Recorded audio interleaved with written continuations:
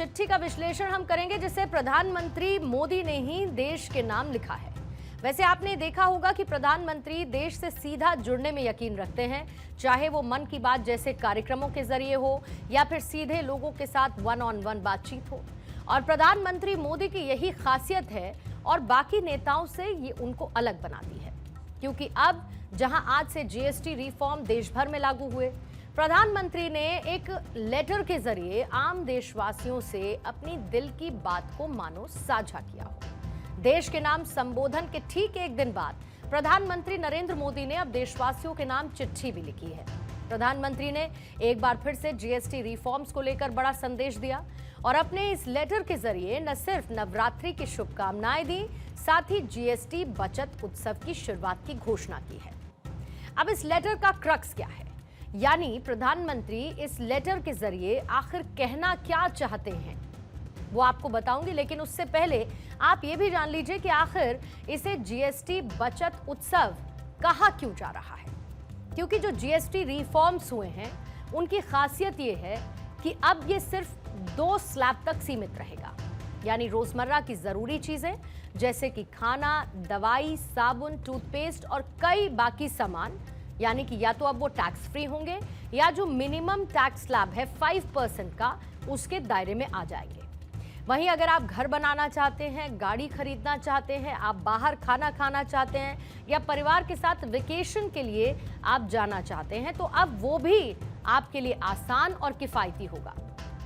Health insurance पर अब GST को 0 कर दिया गया है। साफ ये है कि दीपावली में अब क्योंकि कम ही समय बचा है, देश फेस्टिव सीजन में एंटर कर चुका है, ऐसे में प्रधानमंत्री मोदी की जीएसटी वाली ये सौगात हर परिवार की सेविंग्स के लिए संजीवनी साबित होगी। और प्रधानमंत्री ने जिस तरीके से पहले कल देश से रूबरू होकर और आज चिट्ठी लिखकर देश को संबोधित किया, वो उनका देशवासियों के प्रति लगाव दिखाता है। प्रधानमंत्री ने अपने लेटर में किन बातों को हाईलाइट किया है, पहले आप वो सुन लीजिए। क्योंकि जीएसटी 2.0 जहां पर देश के लिए बड़ी राहत है, तो जीएसटी रिफॉर्म भारत के विकास को बदलने वाली और विकास को मजबूत करने वाली तस्वीर भी बयां करता है। प्रधानमंत्री ने अपने इस लेटर में यह लिखा है कि रिफॉर्म से जहां किसान, महिला, युवा, गरीब, मध्यम वर्ग, व्यापारी, लघु उद्योग, कुटीर उद्योग सभी को फायदा होगा। साथ ही वो ये भी लिखते हैं कि कई दुकानदार और व्यापारी पहले और अब के बोर्ड लगाकर लोगों को ये बता रहे हैं कि कौन सा सामान कितना सस्ता हुआ है। आगे जीएसटी यात्रा का भी प्रधानमंत्री ने जिक्र किया, यानी कि जो उनका विजन रहेगा इसे लेकर। वो लिखते हैं कि हमारी जीएसटी यात्रा 2017 में शुरू हुई थी, जब देश को अनेक तरह के टैक्स और टोल के जंजाल से मुक्ति मिली। इससे ग्राहक और व्यापारी कारोबारियों को बड़ी राहत मिली थी और अब ये नेक्स्ट जेन जीएसटी रिफॉर्म हमें और आगे लेकर जा रहा है। प्रधानमंत्री ने अपने इस लेटर में जहां पर मिडिल क्लास का भी जिक्र किया, उनके मुताबिक 11 सालों में केंद्र के प्रयासों से 25 करोड़ लोग एक तो गरीबी रेखा से ऊपर आए और जो देश में एक न्यू मिडिल क्लास तैयार हुआ है, क्योंकि जो लोग गरीबी रेखा के नीचे थे वो गरीबी रेखा से बाहर निकल आए। ऐसे में वो एक न्यू मिडिल क्लास के तौर पर उभरे हैं। जीएसटी से लेकर जहां 12 लाख रुपए सालाना टैक्स में छूट को लेकर भी एक पूरी तस्वीर प्रधानमंत्री मोदी ने अपने पत्र में पेश की। उन्होंने लिखा कि सरकार ने मिडिल क्लास को मजबूत किया। 12 लाख रुपए तक की इनकम पर कोई टैक्स अब नहीं लिया जा रहा है और अगर इनकम टैक्स में छूट और नए जीएसटी रिफॉर्म्स को आप मिलाकर क्लब कर देखेंगे तो देशवासियों के सालाना लगभग 2.5 लाख करोड़ रुपए बचेंगे।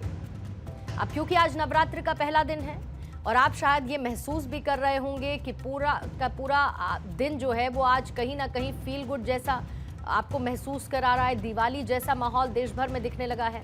और यही रास्ता है जो भारत को साल 2047 तक एक डेवलप्ड कंट्री बनाएगा। अब इसके लिए हमें आपको भी कुछ संकल्प लेने जरूरी हैं, यानी जिस जन भागीदारी की बात प्रधानमंत्री करते हैं उस जन भागीदारी में मुझे और आपको भी शामिल होना होगा।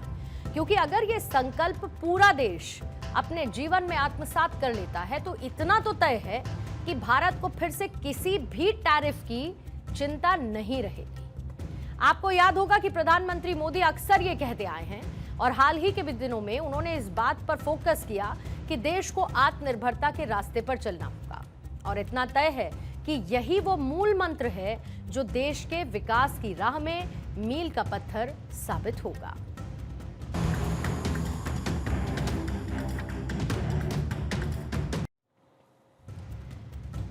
आत्मनिर्भरता और स्वदेशी वो हथियार है जहां पर भारत ने पहले भी कई लड़ाइयां लड़ी हैं और अब हमारा टारगेट ये है कि हम इन्हीं के जरिए आगे बढ़ें, यानी कि आत्मनिर्भरता की तरफ, सेल्फ डिपेंडेंस की तरफ और दूसरा स्वदेशी अपनाने के साथ। हालांकि एक तरफ देश तो आगे बढ़ रहा है और दूसरी तरफ अमेरिका की पॉलिसीज भारत के रास्ते का सबसे बड़ा हर्डल बनने की कोशिश कर रही है। लेकिन जिस तरीके से प्रधानमंत्री मोदी की डेडली डिप्लोमेसी ने अमेरिकी राष्ट्रपति को कुछ ना कहते हुए भी जवाब दिए, वो अमेरिका को भी समझ आया है। लेकिन ट्रंप के बारे में यही कहा जा सकता है कि ट्रंप इज टू अनप्रिडिक्टेबल और हाल ही के दिनों में ये देखा भी गया है। एक तरफ जहां अमेरिकी राष्ट्रपति ट्रंप प्रधानमंत्री मोदी की तारीफों में कसीदे पढ़ते हैं और दूसरी ही तरफ ट्रंप ने एक और आदेश जारी करते हुए जो कंपनीज हैं उनकी तरफ से अमेरिका भेजे जाने वाले लोगों की वीजा की जो आवेदन फीस है यानी H-1B वीजा की जो फीस है उसको बढ़ाकर $1 लाख कर दिया। हालांकि बाद में उसको लेकर ये क्लियरेंस भी किया कि H-1B वीजा होल्डर्स के लिए नहीं है, बल्कि जो नए एप्लीकेंट्स हैं ये उनके लिए वन टाइम फीस है। अब एक तरफ वो भारत को अपना सबसे अच्छा पार्टनर भी बताते हैं और दूसरी तरफ वो देश पर 50% का टैरिफ भी लगा देते हैं। ट्रंप उन पॉलिसीज को आगे बढ़ा रहे हैं जो कि भारत को मुश्किलों में डाल सकता है और दूसरी तरफ भारत आपदा में अवसर ढूंढने वाला देश है। भारत में जहां पर आज 50% टैरिफ के मुकाबले में जीएसटी रिफॉर्म्स लागू हुए, तो दूसरी तरफ H-1B वीजा की बढ़ी हुई फीस, जिसको लेकर प्रधानमंत्री के इकोनॉमिक एडवाइजर काउंसिल के सदस्य संजीव सान्याल की बातों को आपको ध्यान से सुनना चाहिए, क्योंकि उनके मुताबिक फैसले से अमेरिका ज्यादा प्रभावित होगा और भारत को इसको लेकर चिंता करने की जरूरत नहीं है। एक कार्यक्रम में जब अमेरिकी राष्ट्रपति ट्रंप की तरफ से H-1B वीजा पर फीस बढ़ाई गई और उसको लेकर सवाल किया गया, तो यहां पर सान्याल ने यह बताया कि ऐसा वीजा ज्यादातर अमेरिकी कंपनीज ही इस्तेमाल करती है, यानी कि साफ है कि इसका असर इन्हीं कंपनीज पर पड़ने वाला है।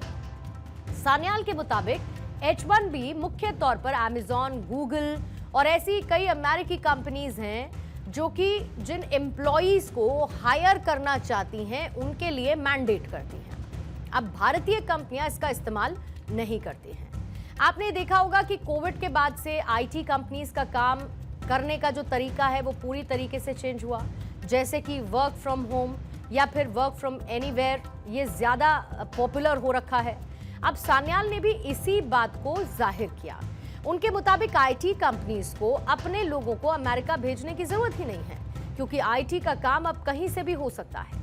अब हम उस सफलता का भी विश्लेषण करते हैं, जिसमें अगर कोई तेजी से और ज्यादा आगे बढ़ता है तो ये बात तो तय है कि उनसे जेलस फील करने वाले लोग भी कई ज्यादा होते हैं और भारत के साथ कुछ ऐसा ही है, क्योंकि भारत की पॉलिसीज पीएम की लीडरशिप में जहां पर पूरे देश को दुनिया में एक अलग स्पॉट पर रखती है और यही बात अमेरिका जैसे देश को डाइजेस्ट नहीं हो रही है। खैर, अमेरिका जो करता है उसको करने दीजिए और भारत को जैसे आगे बढ़ना है, भारत आगे बढ़ेगा ही।